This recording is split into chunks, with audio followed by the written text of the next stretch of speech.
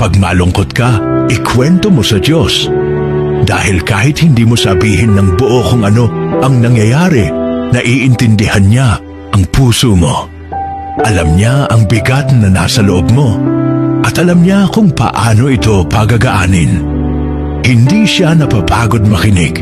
At hindi kanya kailanman itataboy kapag lumalapit ka sa kanya. Kapag may nanakit sa'yo, isumbong mo sa Diyos. Hindi mo kailangang ipaglaban ang sarili mo sa paraang makakasakit pa ng iba. Hayaan mong siya ang magtuwid ng mali. Dahil ang hustisya ng Diyos ay laging tama at makatarungan. Gagamutin niya ang sakit na sila ang nagdulot at babalik niya sa iyo ang kapayapaang nawala. Kapag may gagawin ka, patulong ka sa Diyos.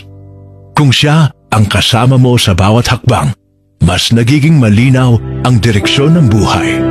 Ang bawat desisyon ay nagkakaroon ng gabay at ang bawat pagsubok ay mas nagiging magaan.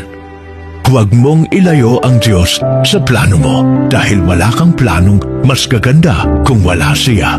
At kapag masaya ka, magpasalamat ka sa Diyos. Dahil ang bawat ngiti, tagumpay at magandang nangyari ay patunay na kumikilos siya sa buhay mo. Ang mga panalangin mo kahapon, ngayon mo na tinatanggap. At ang Diyos nalulugod sa pusong marunong tumanaw ng pasasalamat. Amen? God is good all the time.